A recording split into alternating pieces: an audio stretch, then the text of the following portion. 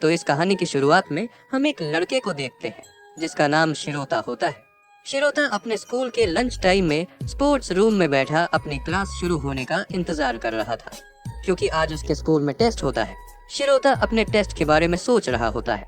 तभी sports room के अंदर एक लड़की आती है जिसका नाम ताकामिने होता है, और वो अपने स्कूल की सबसे खूबसूरत लड़की और स्कूल की स्टूडेंट काउंसिल की प्रेसिडेंट होती है। तभी अचानक ताकामिने स्टोर रूम के अंदर आती है और वहाँ अपने कपड़े बदलने लगती है, और तभी शिरोता, जो पहले से ही वहाँ मौजूद था, तुरंत छिप जाता है और वह सोचने लगता है कि क्लास की सबसे सुंदर लड़की उसके सामने कपड़े बदल रही है। वह अपनी आंखें ढक लेता है, लेकिन यह तो आपको भी पता है कि शिरोता के पास अभी एक काफी अच्छा मौका था और वह इस मौके को गंवाने वाला नहीं था। और वैसे भी उसकी शक्ल से वो इतना शरीफ भी नहीं लग रहा था। फिर वो सब देखने लगता है और फिर सोचने लगता है कि उसने आखिर ये क्या देख लिया।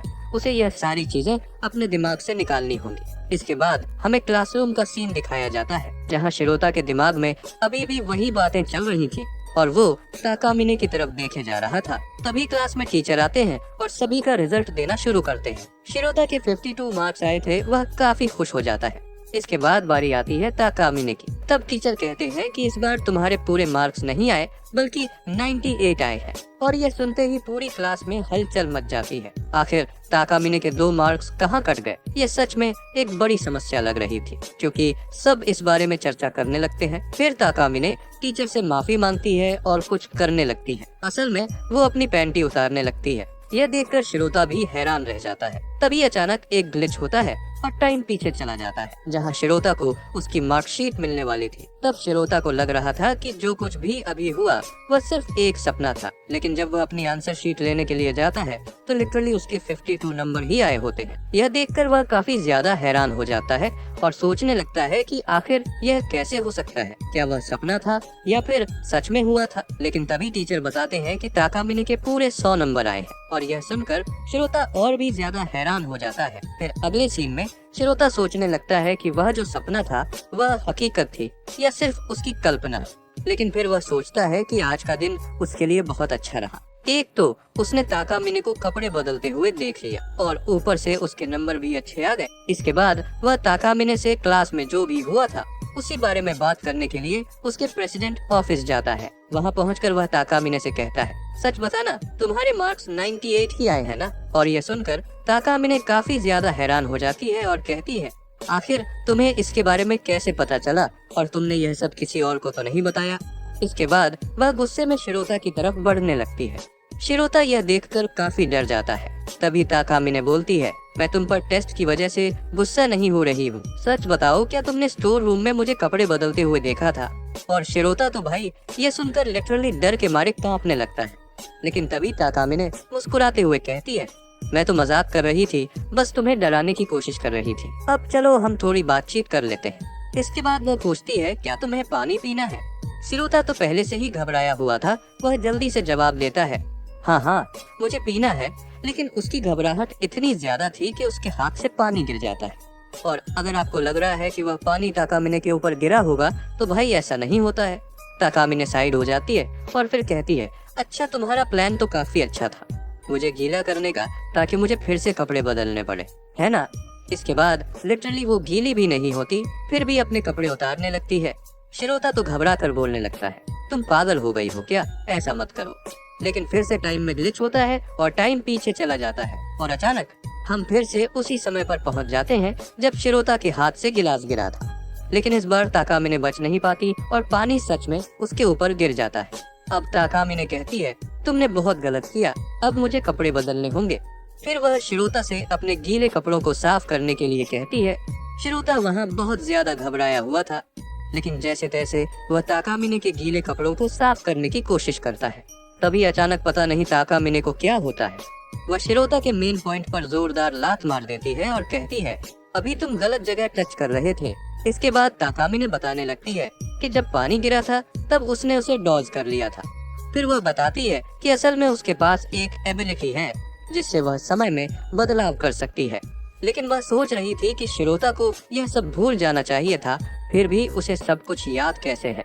इसके बाद वो कहती है कि इसके 2 कारण हो सकते हैं, लेकिन शिरोता को कुछ समझ नहीं आता कि ताकामिने क्या कह रही थी। फिर ताकामिने खुद ही बताने लगती है, तुम सोच रहे होगे कि मुझे यह एबिलिटी कैसे मिली। तब शिरोता कहता है, लेकिन मैंने तो ऐसा कुछ पूछा ही नहीं। इसके बाद ताकामिने यह भी बताती है कि उसकी एबिलिटी तभी एक्टिव होती है जब वह कोई गलत हरकत करती है। वह कहती है कि जब वह 5वीं कक्षा में थी तब उसे पहली बार यह एबिलिटी मिली थी। अब आप सोच रहे होंगे कि आखिर उसकी एबिलिटी क्या है। तो जो कुछ अभी आपने देखा, कभी पास्ट में जाना, कभी फ्यूचर में, तो कभी फिर से पास्ट में लौट आना, यही ताकामिने की एबिलिटी है।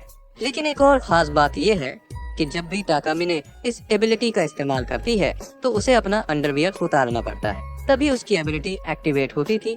और इसी कारण ताकामिने हमेशा अपने पास काफी ज्यादा अंडरवियर रखती थी। इसके बाद ताकामिने बताने लगती है, अब जब तुम्हें मेरी एबिलिटी के बारे में पता चल ही गया है और साथ ही तुम मेरी एबिलिटी का यूज भी कर सकते हो, क्योंकि तुम कुछ भी नहीं भूल सकते, तो अब मैं डिसाइड कर रही हूँ कि मैं तुम्हें अपना स्लेव बनाकर रखूंगी। तब शिरोता उसे साफ साफ मना कर देता है और कहता है, माफ करना, बट अभी मुझे घर जाना है। इसके बाद वह जाने लगता है, लेकिन ताकामिने उसे रोक कर कहती है, तुम्हारे पास इतना अच्छा मौका है और तुम इसे जाने दे रहे हो। फिर जैसे ही शिरोता जाने की कोशिश करने लगता है, ताकामिने उसे खींचने लगती है, जिससे वह सीधे ताकामिने के ऊपर गिर जाता है। शिरोता वहाँ काफी ज्यादा डर जाता है, लेकिन ताकामिने कहती है, डरने की जरूरत नहीं है, अगर तुम मेरा स्लेव बन जाओगे तो यह सब कुछ तुम्हारे लिए रिवॉर्ड की तरह होगा। शिरोता ये सुनकर थोड़ा खुश भी होता है, लेकिन सच कहूँ तो इतनी आसानी से कोई चीज फ्री में नहीं मिलती। तभी अचानक ताकामिने वहाँ पर जोर से चिल्ला देती है, जिससे पूरी क्लास अंदर आ जाती है और कुछ लड़के तुरंत शिरोता को पकड़ लेते हैं और लड़कियां तो लिटरली पुलिस को कॉल कर देती हैं। इसके बाद ताकामिने भी झूठ बोलने लगती है, हाँ ये मेरे साथ जबरदस्ती करने की कोशिश कर रहा है। फिर हमें ताकामिने की एक हल्की सी स्माइल दिखाई देती है और शिरोता समझ जाता है कि उसे पूरी तरह से ट्रैप कर दिया गया है और वो ताकामिने के जाल में फंस चुका था। इसके बाद वहाँ पुलिस भी आ चुकी थी और शिरोता को लग रहा था कि उसकी जिंदगी यहीं खत्म होने वाली है। लेकिन तभी ताकामिने कहती है, अब भी तुम्हारे पास मौका है, अगर तुम चाहो तो मैं सब पहले जैसा कर सकती हूँ। तब शिरोता को तुरंत सब समझ में आ जाता है। तब वह काफी ज्यादा रिक्वेस्ट करने लगता है। फिर ताकामिने कहती है, क्या तुम श्योर हो कि तुम ये करने वाले हो? शिरोता के पास कोई और ऑप्शन बचा ही नहीं था और तभी फिर से टाइम में एक ग्लिच होता है और वह उस टाइम में आ जाते हैं जहाँ ताकामिने और शिरोता आपस में बात कर रहे थे और अब शिरोता ताकामिने का स्लेव बन चुका था। शिरोता इस टाइम पर काफी ज्यादा रिग्रेट कर रहा था और सोच रहा था, मुझे घर चले जाना चाहिए था, न कि प्रेसिडेंट ऑफिस आना चाहिए था। इसके बाद उन दोनों के बीच काफी ज्यादा बहस होने लगती है। ताकामिने बोलती है, अगर तुम मुझसे बहस करोगे तो तुम्हें पता है कि तुम्हारे साथ क्या होगा। तब शिरोता माफी मांगने लगता है। इसके बाद ताकामिने कहती है, अच्छा तो अब मैं तुम्हें तुम्हारा पहला काम देने वाली हूँ। और तब वह उसे पैंटी पहनाने के लिए कहती है। यह सुनकर शिरोता काफी ज्यादा घबरा जाता है और कहता है, मैं ऐसा नहीं कर सकता।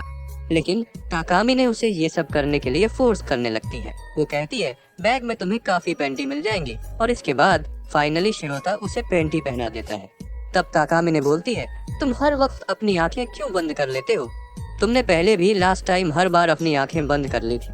फिर वो कहती है, वैसे देखा जाए तो तुम काफी ज्यादा क्यूट हो। और इसी के साथ ये एपिसोड यहीं पर खत्म हो जाता है। अगर आपको वीडियो पसंद आई हो तो इसे लाइक, शेयर और कमेंट जरूर करें और चैनल को सब्सक्राइब करना ना भूलें। तो मिलते हैं अगले एपिसोड में, तब तक के लिए गुड बाय।